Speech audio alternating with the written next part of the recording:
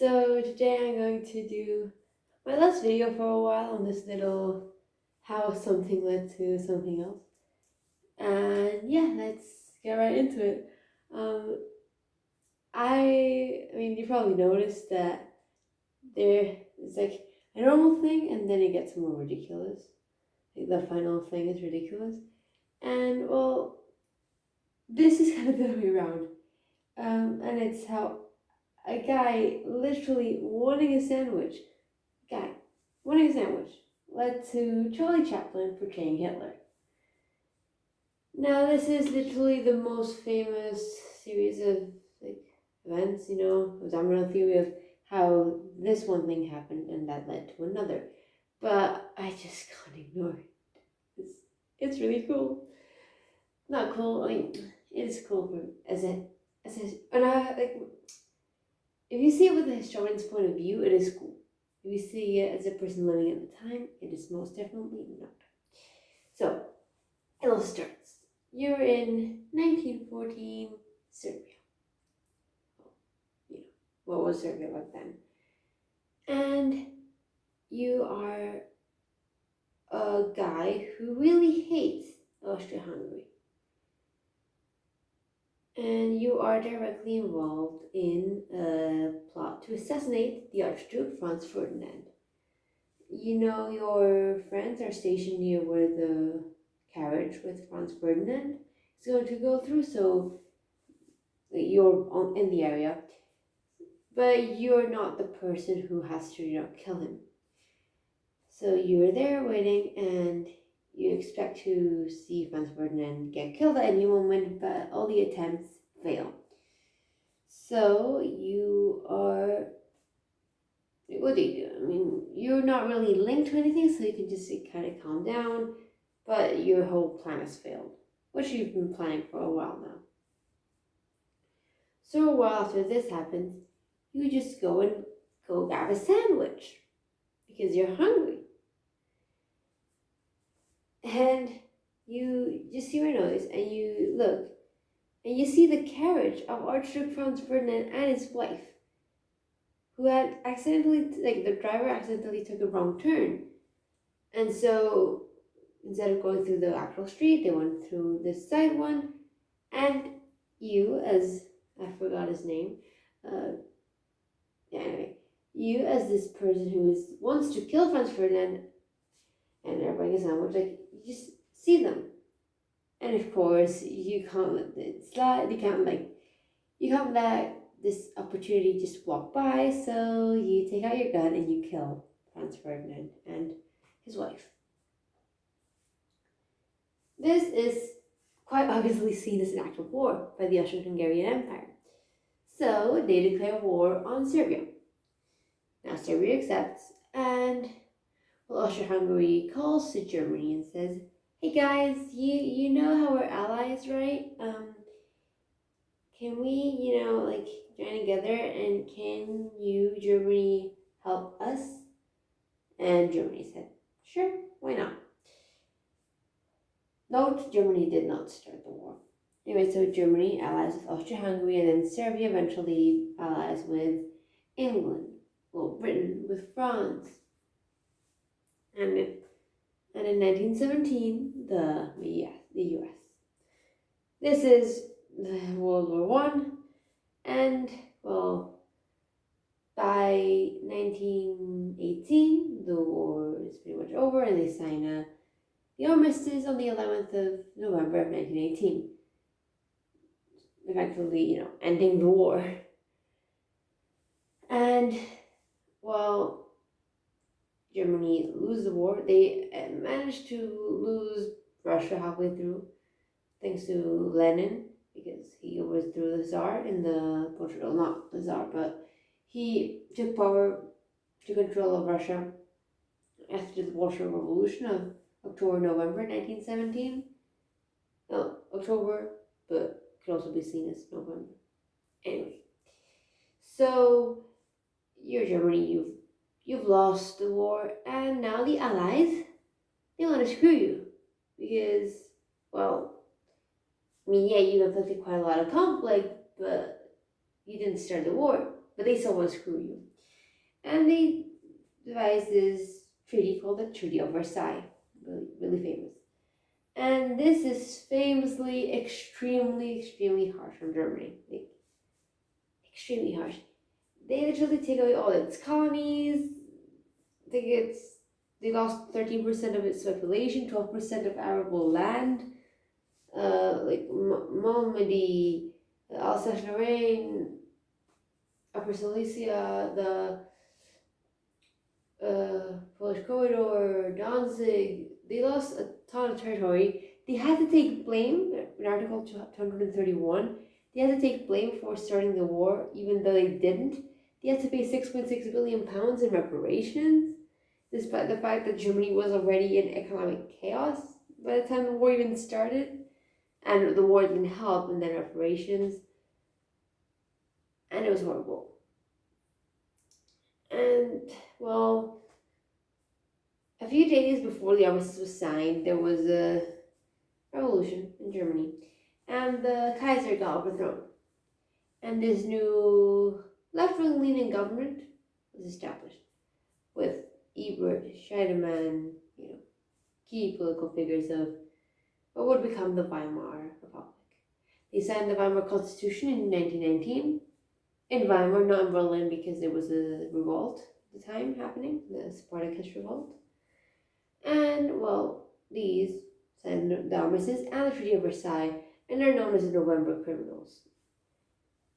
And, well, they formed this government, this republic, and they really allow freedom of speech, freedom of political parties. You can make your own political party, and if people agree with you, maybe you could get into power. Now, there was this little group founded in 1920 by a guy called Anton Drexler, and he disagrees with literally everything the new government says. But he has this 25-point program, but one needs someone who's going to portray this vision.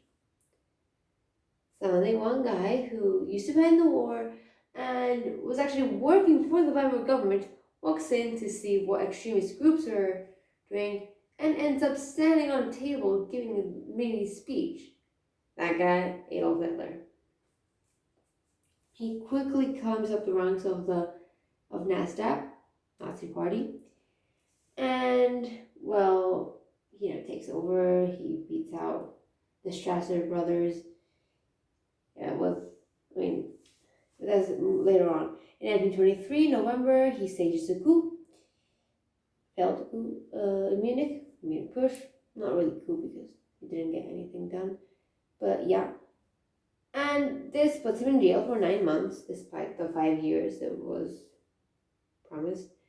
And it makes him switch strategies. He can't exactly use force to take over the government. He needs to play correctly. He needs to go into the system and destroy the system from within. That's exactly what he does. He finds geniuses who know what they're doing. From before he had, from around the push, he had Himmler, he had Goering. Later on in 1924, he had Goebbels.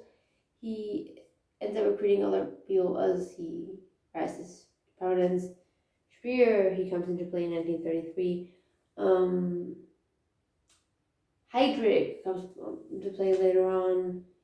Just key Nazi figures. And these people help shape the ideology and the structure of future government and help them gain prominence in German politics. And Hitler and propaganda of the party, they knew the satisfaction left behind by the Treaty of Versailles. And, played on it and played on with people's hatred towards the government, which had so many freaking coalitions that were constantly, breaking apart. Proportional representation was chaotic. There were too many parties. Universal suffrage was great, but that meant extremists could get a say, and educated people could vote. Undecided voters would just not vote. Not vote correctly. They would just whoever's more popular at the time. Really chaotic. So by the time they got unbanned in 1928, they ran the next elections and they got 12 seats in the Reichstag. Then they ran again in 1930 and had a few more, and then 32 and gained one more prominence. In the beginning of 32, they had 196 seats, and then, no, 230 seats. Then in the second election of 32, they had 196 seats, which is one guy, Goebbels.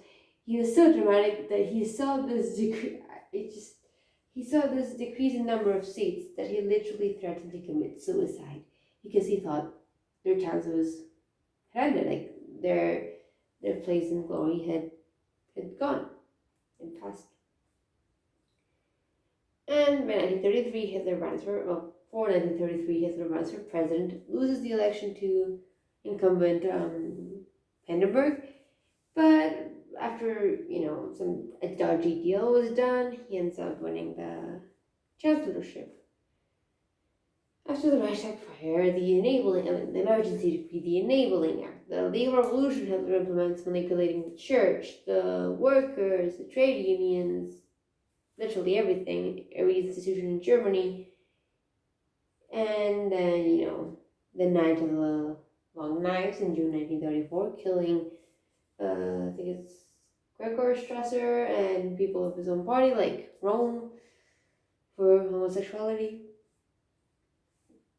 And then, of course, with the death of Hindenburg on the 2nd of August, no, yeah, in August 34, he becomes Führer, becomes dictator. Hitler himself, he wasn't German. He was Austrian and believed in this, greater Germany, Lebensraum, expanding living space, and also the idea of an Aryan race, and of course, hatred of the Jews, because why not, And, well, he started implementing more and more radical policies with the whole Austrian Anschluss, completely breaking the terms of the Treaty of Versailles. Literally everything Hitler did was to go against the Treaty of Versailles. And yeah, he has the Sudetenland, Czechoslovakia, and in 39 he has Poland. And well, that got to a point where Britain and France said, enough's enough. If you invade Poland, you're gonna have war. Hitler invaded Poland on the 1st of September 1939, and Britain and France declared war on the 3rd of September 1939. It was pretty obvious what Hitler's plans were just world domination. Well, mainly Europe, but then eventually the world, I guess.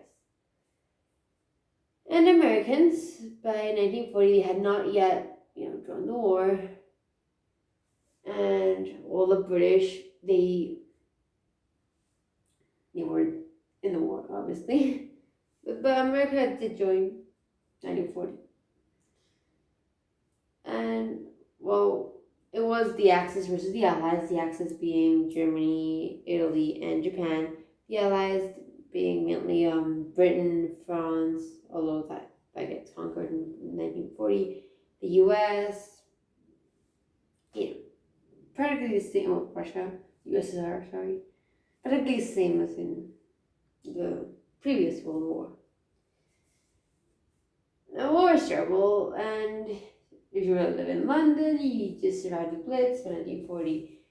And, well, you're not having a great time. So, they need entertainment, they need comedy to try and, lighten things up. And this really famous comedian, Charlie Chaplin, decides to do exactly that, try to give people some laughs. He thought he would better way to, calm things down than to make a parody of this German dictator. And he did, and it's great. I highly recommend you watch the movie because it's so good. It's called The Dictator, I think that's the name, or The Great Dictator. It's the one starring Charlie Chaplin, not any other actor. It's just Charlie Chaplin. It's great, really, honestly. and it turned out to be a huge success. And the final speech is brutal. And then actually read somewhere that Charlie Chaplin said that had he known what Hitler was going to do in terms of the Holocaust, he would have never done it. But yeah, that is it. That is how one guy wanting a sandwich, which led to World War One breaking out, which led to Treaty of Versailles, which led to dissatisfaction, which led to Nazis taking advantage of this, which led to Nazis being elected into government, which led to Hitler being chancellor, which did lead to Hitler being dictator, which led to the Second World War, which led to comedy against Hitler. So that's it. That is pretty much it. Tomorrow, really interesting video on slavery in England, the abolishment of slavery, and Britain.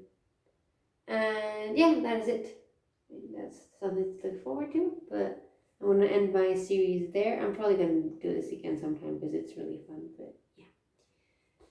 And I hope you liked it. I hope you found it interesting. And thank you for watching.